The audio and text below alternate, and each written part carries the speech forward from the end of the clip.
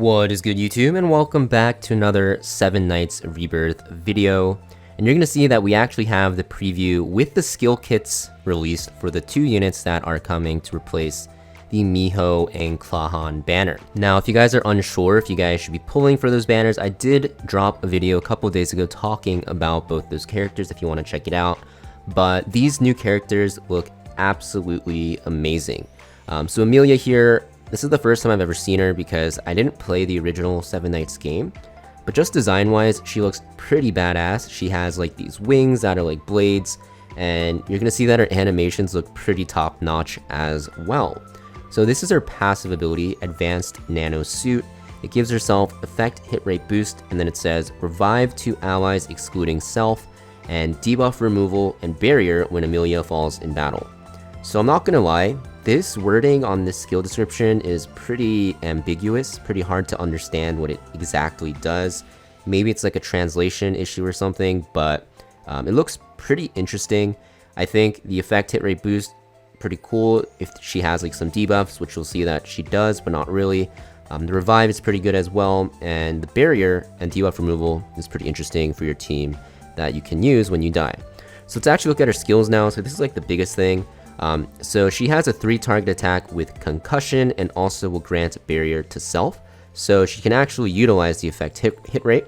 And they did say that she'll be mostly used for Guild Wars, which is like 3-man PvP team content. So this fits the bill right away. You know, it's a 3 target attack. She gets a barrier to make her tankier, and she can also do some crowd controlling. Now we have her other ability, Save the Day. So this is a single target attack to the enemy with the highest defense, and you are going to apply Unable to Recover. And you're going to see that this animation looks insane. It looks straight out of like a Marvel film, which is very, very nice. She's like literally throwing a rocket. That's pretty crazy. It's like comic, kind of like a comic book type of animation vibe. But this is going to be very good for breaking those tank teams down, which you might not be encountering right now because you're fighting a lot of TOs. But this will make it so that she can actually do a ton of damage to the single target tank that you're fighting, and also apply the Unable to Recover, which is going to be very, very strong when you're fighting all those healers. So that is Amelia. She is one of the 2 units coming to the game after the next reset, I believe, that is upcoming. But more so than Amelia, the other unit, Kagura, looks pretty crazy in my opinion. So this is the preview for Kagura. She looks pretty badass, like a samurai using snakes and stuff like that. And you're gonna see that her passive looks very strong on paper. 8 Serpent's Curse, it's called. It will give her Indomitable upon falling in battle, and attack and universal type allies. So basically, you're gonna give crit damage boost, debuff removal, and physical damage boost from this passive, which is absolutely ridiculously strong. They said that she's gonna be used mostly for PvP for physical teams. So if you have your TO, you can pretty much pair them together, and they're going to be very annoying to deal with and very powerful, because you're going to see that her abilities are going to kind of be similar to TOs in a way. If you have 2 TOs on your team, if you think about it, that just sounds really OP, right? But this is her passive, very, very powerful. Now let's actually look at her abilities, and you're probably thinking, oh, is she only for PvP? Probably not if you actually look at these abilities here. So the first ability she has is Unleashed 8 Serpent Sword. It's a 4 target attack, will prioritize the front row, and will put healing reduction. So pretty decent skill. You're gonna see the animation looks pretty badass. She turns into like that demon serpent thing. Looks like it's a 4 target attack that will be pretty good for farming as well, as you'll see. And then you see that she has another ability, Unleashed Snake Hunting. Now this isn't a 4 target attack, it's an all target attack, and this will apply Petrify. So you can CC while doing a ton of damage AoE, and this animation looks insane as well. You're just calling down a snake and boom. Basically, you're doing a ton of damage with this, I assume, and you're also applying CC, which is going to be very, very powerful. And there's not a lot of good Petrify immunes for PvP, right? You only have like Black Rose and Daisy, which are mostly PvE units. So this is going to be extremely powerful, and her animations look amazing as well. Now, I think both units are actually going to be pretty good for like PvE as well. You can honestly use both of them probably in Castle Rush.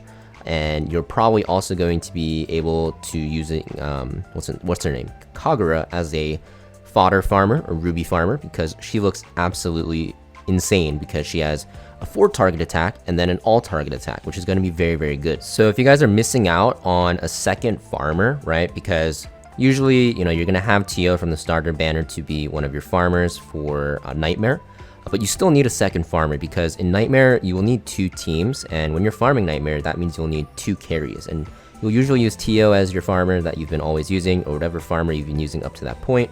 And the second farmer is pretty hard to bring, right? Rin doesn't really, or not Rin, Ray doesn't really fit that build really well. I don't even have her because I foddered her. But Ray doesn't do enough damage, honestly, for Nightmare for the harder stages. So usually people are ending up using Yanhee is like the most popular one as a farmer. And also, like I mentioned in the previous videos talking about the banners, they also use Klahan because Klahan also has 2 full AoE attacks that do a ton of damage, which makes him a very good farmer as well. And he also has healing, which makes it so that he can actually slowly kill the enemies even if he doesn't kill them with 2 spells. But that isn't really going to be, you know, something that everyone can have because it's a banner character that people weren't prioritizing, right? People were probably prioritizing Tio over everything, which is normal. Now, in terms of, you know, if you don't have another character, you can actually use Kagura over Yanhee.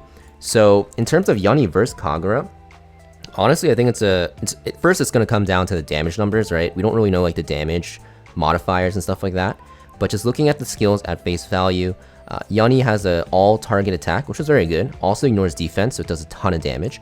But then her other skill only hits 3 enemies. So in terms of speed, if you don't have her T2 especially, you're going to have to take a lot of time to like basic attack stuff. And the reason why I say T2 is because at T1, her basic attack is only a single target attack. And at T2, it's a 2-target attack. So what ends up happening is you use your Eternal Slumber, and then you use your whatever this is, the 3-target attack, and then you have to like basic attack like twice or even 3 times because of the fact that she only hits 3 enemies with this. However, with Kagura, you'll see that she has this all-target attack, which you'll use. Also it petrifies, which is very, very good because you can't wake them up from the sleep. And also she'll have this skill 1, which will hit, I believe it's 5 enemies, right? 4 enemies? I'm like skipping over it, but it's going super fast. So it's 4 targets, yeah. And it'll prioritize the front row, which doesn't really matter, but 5 target attack into 4 target attack, and if you kill them, then you can actually auto 1 down with 1 basic attack is going to be very, very good, right?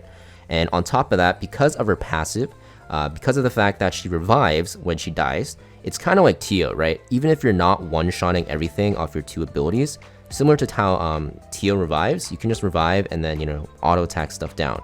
So I think she's going to be a very good farmer. I think she might even be better than Yanhee for the most part, just because, you know, Yanhee, even though she's really good, and honestly, like, you're not only going to use her as a farmer, you can use her in the magic teams for PvP, and you can also use her in just like other teams for pushing tower and like even pushing nightmare adventure mode. Just for pure farming, if you guys haven't gotten lucky getting Yanhee from the wishlist, because honestly the only way to get her is getting lucky from the wishlist and summoning a lot. You can see I've had her on the wishlist for a while and I have 3 copies of her, but I've been pulling on this a lot. Then you can actually pull on, you know, Kagura's banner. And I think the good thing about her over Klahan is actually like, he's a really good farmer, don't get me wrong, even at T0, but in PvP is pretty hard to use unless you have him like fully duped out. And I think Kagura, from what it looks like, even at low dupes, she will be very good as a farmer. If you're wondering, oh, I don't want to take that risk, you know, this guy's just saying stuff, just looking at numbers, don't worry, I'm going to pull for her. I'm going to test her at T0, and then if she ends up being extremely good, I'll let you guys know in a video very shortly after her banner, and then I will probably dupe her to however I want. You guys are probably thinking this guy's a whale, he's gonna just max her out and then she's gonna look OP. But yeah, like I said, I'm gonna test her at T0 in farming for Nightmare on my gear with some skill enhances, of course, and then I will dupe her if I want to. Okay, so just have to get that out there. But yeah, I think, you know, very similar to Tio's kit, especially for farming. I think she's gonna be amazing. Amelia, I know I'm not talking about her too much, but hard to say because they are releasing her as like a Guild Wars unit, as they said, and Guild Wars isn't even out yet, so I can't really tell. I haven't really done any 3v3 PvP content yet, but maybe she'll be good in something like Castle Rush even, because if you actually look at Castle Rush, you're gonna see that a lot of bosses you need to bring triple attack targets. So she might be good here, but there's already good options for that, like Taka and also Feng Yan for free to play. But definitely I'll be, you know, testing both units when I get them, and of course I'll be having a summoning video because you can see I'm at 15k gems, which I've saved up, and I haven't really used any of my raid up summons since what's it called, getting my TO. This is obviously from spending, so we will be summoning on at least Kagura's banner for sure, first off, and seeing how good she actually is. But yeah, that is pretty much it for this video. Just wanted to showcase the skill, not leaks, but the previews that they released on their official YouTube, and also their animations and designs and stuff like that. And I'm just curious what you guys actually think about both characters at first glance. Of course, they will be out in about 16 hours as of seeing this, so not a lot of time to think about it before we'll have to test it. But like I said, if you guys have any doubts about it, I will be testing both characters, which is why you guys don't have to summon right away if you guys don't think that they might be good. So I'll give you a definitive answer on that through my testing, through a video that I upload. But yeah, thank you for watching, guys. Make sure you guys hit that like and subscribe, and I'll see you guys next video.